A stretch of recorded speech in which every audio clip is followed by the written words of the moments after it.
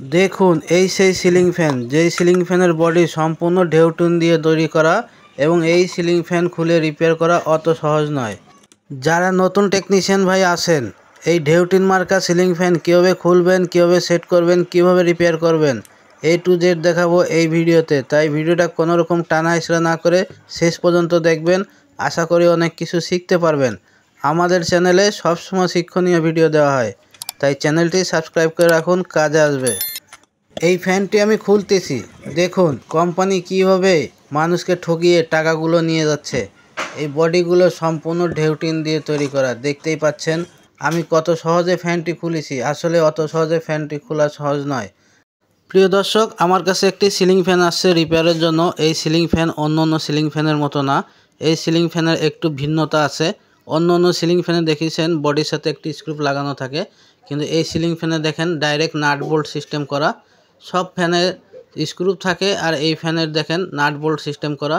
আর এই nut bolt কিন্তু আপনি টাইট দিতে পারবেন না। দেখেন এখানে বডিটি ফাঁক আছে, এটি কোম্পানি নিজেও টাইট দিতে পারবে না, কারণ যখনই নাটটি টাইট দিবে ঠিকমতো এই বডিটাকে লাগানোর জন্য বডিটা একেবারে বাঁকা হয়ে যাবে, কারণ এটি সম্পূর্ণ টিনের বডি। এই ফাঁকাটা বন্ধ করা সম্ভব না, তাই কোম্পানি কি করছে এই বডিটাকে স্টিকার দিয়ে বডির ফাঁকাটাকে বন্ধ করে দিয়েছিল। আমি এই বডিটা দেখাচ্ছি আপনাদের এই জন্য যে এটি সম্পূর্ণ টিনের বডি এবং মানুষকে কীভাবে ঠকিয়ে এই কোম্পানিগুলো টাকা নিয়ে যাচ্ছে সেটাই দেখাবো। এবং এই ফ্যানের যে প্রবলেম, কি কারণে আমার কাছে রিপেয়ারের জন্য আসছে আমি সেটি দেখিয়ে দিচ্ছি আগে। এই ফ্যানটি চলতেছে কিন্তু অতিরিক্ত শব্দ হয়, এই ফ্যানের বিয়ারিংয়ের প্রবলেম। কিন্তু এই ফ্যানটি কিভাবে খুলে আপনারা বিয়ারিং চেঞ্জ করবেন আমি দেখাবো এই ভিডিওতে, কারণ এই ফ্যানের বিয়ারিং খুলতে গেলে, ফ্যানের বডি খুলতে গেলে আপনারা নষ্ট করে ফেলবেন। যারা নতুন টেকনিশিয়ান ভাই আছেন, কোম্পানি এইভাবেই তৈরি করছে যে কোনো টেকনিশিয়ান যদি খুলতে যায় তাহলে এই ফ্যানের বডিটি নষ্ট হয়ে যাবে আর কখনো সেট হবে না। এই ফ্যান যদিও আপনি খুলে নেন তাহলে সেট করার সময় আপনি বিপদে পড়বেন। দেখেন এই ধরনের রেঞ্চ লাগবে এই ফ্যান বডি খোলার জন্য। অন্য ফ্যান আমরা স্ক্রুড্রাইভার দিয়ে খুলি, অথচ এখানে রেঞ্চ ব্যবহার করতে হচ্ছে। এই ফ্যানের বডির নাট যখন খোলা হয়ে যাবে, এই ফ্যানের যে ফাঁকাটুক আছে এই ফাঁকার ভিতর থেকে স্ক্রুড্রাইভার লাগিয়ে এইভাবে সমানভাবে চাপ দিবেন, বডিটি খুলে যাবে। অন্য ফ্যান আমরা হাতুড় দিয়ে বাড়ি দিয়ে খুলি, এই ফ্যানে যদি আপনারা হাতুড় দিয়ে বাড়ি দেন সাথে সাথে এই বডিটা বাঁকা হয়ে যাবে, নষ্ট হয়ে যাবে আর সেট করা সম্ভব হবে না। দেখেন আমি এই যে বডিটা খুলছি, এই ফ্যানের বিয়ারিংটি জাম আছে। এই বডিটা আপনারা দেখতেই পাচ্ছেন কতটা পাতলা, একেবারে পাতলা টিন দিয়ে ভাঁজ করে বডিটি তৈরি করে দেওয়া। যখনই আপনারা হাতুড়ি দিয়ে সেট করবেন ফ্যান বা খুলতে যাবেন, এই বডিটা বাঁকা হয়ে যাবে, টাল হয়ে যাবে আর কখনো সোজা করা সম্ভব হবে না, মানে এই ফ্যানটাই বাদ হয়ে যাবে। দেখেন এখানে এই নাট বোল্টটা ফ্যানের বডির সাথে গ্যাস ঝালাই দিয়ে সম্পূর্ণ ফিক্সড করে দেওয়া হয়েছে। আমি আপনাদের দেখাবো, দেখেন আমি নিজেই আশ্চর্য হয়ে যাচ্ছি এত পাতলা বডি দিয়ে কিভাবে কোম্পানি মানুষের কাছ থেকে টাকাগুলো নিয়ে যাচ্ছে। একটু অসতর্কভাবে যদি আপনারা কাজ করেন তাহলে কিন্তু ফ্যানটি বাদ হয়ে যাবে, সেট হবে না। অন্য সিলিং ফ্যান খোলার সময় হাতুড়ি ব্যবহার করে থাকি, কিন্তু এই সিলিং ফ্যানের বডি খোলার সময় হাতুড়ি ব্যবহার করা যাবে না। দেখেন এই হচ্ছে বিয়ারিংয়ের শেপ, এই শেপটা এমনভাবে তৈরি করা, এখানে আবার লক সিস্টেম করা আছে। এই শেপটে লক এই জন্য দেওয়া যেন বিয়ারিংটি ভিতরে না ঢুকে যায়, কারণ এই শেপ বিয়ারিংয়ের সাথে টাইট ফিটিং নয়, লুজ ফিটিং করা। এখানে আরও একটি লক ব্যবহার করা হয়েছে এই আর্মিচারের সাথে, কারণ এই শেপ এই আর্মিচারের সাথেও লুজ ফিটিং করা। এই লকটি খুলে দিলে আর্মিচার থেকে শেপটি ইজিভাবে বেরিয়ে চলে আসবে, যা অন্য ফ্যানে এরকম কোনো সিস্টেম নেই। আর্মিচার থেকে শেপ খুলতে গেলে হাতুড় দিয়ে বাড়ি দিয়ে খুলতে হয়, কিন্তু এটি লক খোলার সাথে শেপটি বের হয়ে চলে আসবে। তাই খুব সতর্কভাবে কাজ করবেন। অন্য ফ্যানের চাইতে এই ফ্যানে কি ভিন্নতা আছে আমি সব কিছু এক এক করে দেখিয়ে দিচ্ছি। দেখেন এখানে উপরে যে টার্মিনালটি আছে, ক্যাপাসিটার লাগানো টার্মিনাল, এখানে দেখেন ডাবল নাট বোল্টও দেওয়া, এবং এখানে যে হ্যান্ডেলটি আছে এখানেও কিন্তু ডাবল নাট বোল্ট দেওয়া। এই ফ্যানে অনেকখানি ভিন্নতা আছে, আমি আপনাদের সব কিছু এক এক করে দেখিয়ে দিচ্ছি। যারা নতুন ফ্যান কিনবেন ভাবছেন তারা এই ধরনের ফ্যান কিনবেন না, ফ্যানের বডিগুলো দেখে কিনবেন, কারণ এই ফ্যানগুলো হচ্ছে ওয়ান টাইম সিলিং ফ্যান। অভিজ্ঞ টেকনিশিয়ান যদি রিপেয়ার করে তাহলে নির্ঘাত এই ফ্যানগুলো নষ্ট করে ফেলবে, আর কোম্পানিও এটাই চায়। কোম্পানি 10 বছরের গ্যারান্টি দিবে কিন্তু ফ্যানটি ফেরতও দিবে না। তো দেখেন আমি এই ক্যাপাসিটারের কানেকশানগুলো খুলে নিচ্ছি, কারণ এই ফ্যানের উপরের বডিটা আমি খুলবো। কিভাবে খুলবো আপনারা দেখবেন।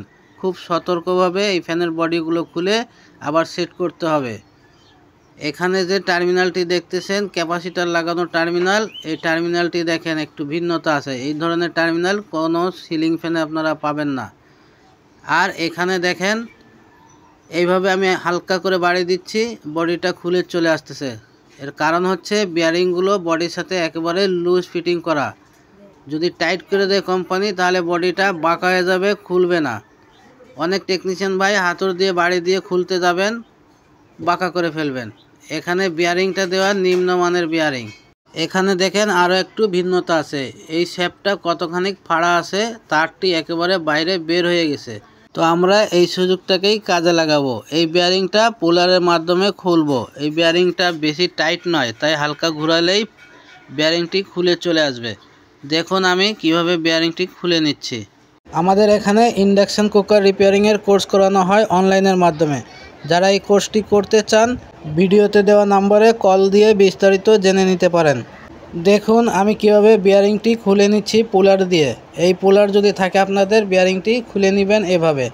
এই বিয়ারিংটি একেবারে নষ্ট হয়ে গেছে। বিয়ারিংয়ের নষ্ট হওয়ার কি থাকে, বিয়ারিংয়ের ভিতরে যে গ্রিস থাকে এই গ্রিসটি শুকিয়ে যাওয়ার কারণে বিয়ারিংটি নষ্ট হয়ে যায়, বিয়ারিংয়ে শব্দ হয়, এই বিয়ারিংটি জাম হয়ে যায়। এখন আমি এখানে নতুন একটি বিয়ারিং লাগিয়ে দিচ্ছি। বিয়ারিংয়ের ভিতরে যে গ্রিসগুলো দেওয়া থাকে সেই গ্রিসগুলো শুকিয়ে গেলে বিয়ারিংটি জাম হয়ে যায়, তখন বিয়ারিংটা চেঞ্জ করতে হয়। এখানে দেখেন আমি নতুন বিয়ারিং লাগিয়ে দিয়েছি।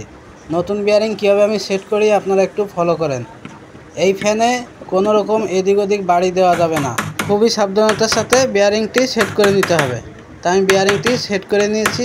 কীভাবে সেট করে নিয়েছি আপনারা অবশ্যই দেখেছেন। এখন আমি চেক করে দেখে নিচ্ছি যে বিয়ারিংটি জাম আছে কিনা। তো বিয়ারিংটি পারফেক্টভাবে আমরা লাগাতে সক্ষম হয়েছি। এখন দেখেন এই হচ্ছে টিনের বডি। এটিকে সেট করবেন কিভাবে। এটি সেট করার জন্য এখানেও যোগানের প্রয়োজন আছে। যোগানের পরে বাড়ি দিবেন। দেখেন বাড়ির শব্দটা কেমন শোনা যাচ্ছে, একেবারে টিন যেরকম থাকে সেরকমই শব্দটা পাচ্ছেন। আলহামদুলিল্লাহ আমরা বডিটা সেট করেছি, উপরের বডি। এখন নিচের বডিটা সেট করতে হবে। নিচের উপরে যে বিয়ারিংটা আছে ওই বিয়ারিংটা আমি পুলারের মাধ্যমে খুলে নিচ্ছি।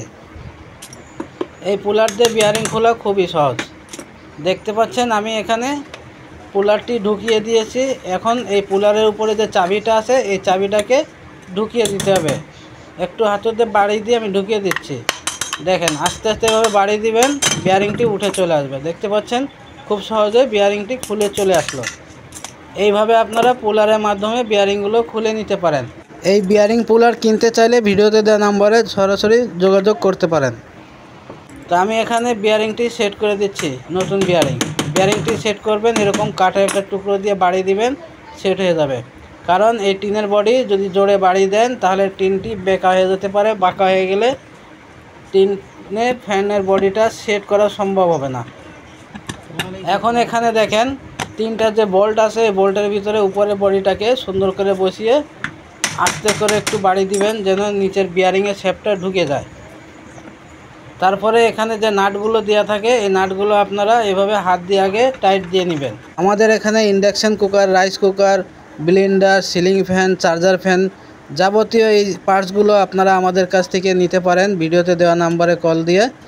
এবং রাইস কুকারের তলা আমরা বিক্রি করে থাকি। বাংলাদেশে সর্বপ্রথম আমরা এই তলাগুলো নিয়ে আসলাম মার্কেটে। রাইস কুকারের তলা কিনতে আমাদের সাথে কথা বলে নিতে পারেন। এই ফ্যানের বডির যে নাটগুলো এভাবে টাইট দিবেন এবং তিনটা নাট সমানভাবে টাইট দিবেন। কোনো নাট বেশি যদি টাইট দিয়ে দেন তাহলে বডিটা টাল হয়ে যাবে। এজন্য সমান তালে আপনাদেরকে টাইট দিতে হবে। মনে রাখতে হবে হাতের আন্দাজ মতো আপনারা টাইট দিবেন। অতিরিক্ত টাইট দিতে যাবেন না। বেশি টাইট যদি দেন তাহলে এই বডিটা বাঁকা হতে হতে নিচের দিকে চলে যাবে, কিন্তু জীবনেও টাইট নেবে না, খালি বডিটাই বাঁকা হবে। তাই স্বাভাবিক টাইট দিবেন এবং বডিটা দেখবেন যে একটু ফাঁকা আছে। উপরের ফ্যানের বডি এবং নিচে যে বডিটা আছে দুই বডির মাঝখানে একটু ফাঁকা থাকে। এই ফাঁকাটা বন্ধ করা সম্ভব নয়, কারণ কোম্পানি নিজেও পারে নাই। এই দেখেন এই ফাঁকাটাকে স্টিকার দিয়ে ঢেকে দিয়েছে কোম্পানি। এখন স্টিকারটি আমি তুলে দিয়েছি। এখন এই ফ্যানটা আমরা যে সেট করলাম এই ফ্যানটা এখন ক্যাপাসিটারে কানেকশানগুলো করব। যারা ক্যাপাসিটারের কানেকশান জানেন না কীভাবে করতে হয়, তারা এই ভিডিওটা ভালো করে দেখেন। ক্যাপাসিটার কানেকশান আমি কিভাবে করতে হয় দেখিয়ে দিচ্ছি। দেখুন, কয়েলের মোট 4টি তার, 2টা লাল আর 2টা কালো। তো আমি একটি কালো আর একটি লাল দুইটিকে একসাথে কমান করে দিয়েছি, আর একটি লাল একটি কালো ক্যাপাসিটারে দিয়েছি।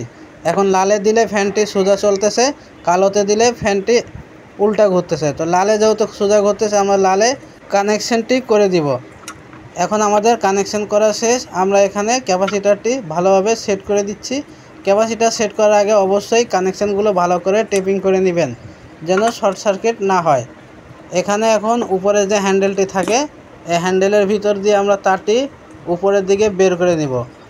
ফ্যান আগে যেভাবে চলতেছিল, বিকট আওয়াজ হচ্ছিল, এই আওয়াজটা এখন আসে নাকি আওয়াজটা বন্ধ হয়ে গেছে, আমরা প্র্যাকটিক্যালি এখন ফ্যানটি চালিয়ে দেখব। ফ্যানের হ্যান্ডেলের যে নাট বোল্ট থাকে, এটি অবশ্যই ভালোভাবে টাইট দিয়ে দিবেন।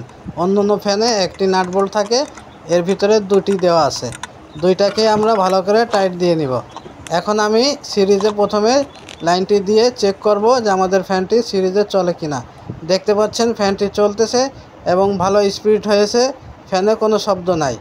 তো এই ছিল আজকের ভিডিও। ভিডিওটা ভালো লাগলে ভিডিওতে লাইক দিয়ে শেয়ার করে দিবেন। আবার দেখা হবে নতুন কোনো শিক্ষণীয় ভিডিওর সাথে। সেই পর্যন্ত সবাই ভালো থাকেন, সুস্থ থাকেন। আল্লাহ হাফেজ।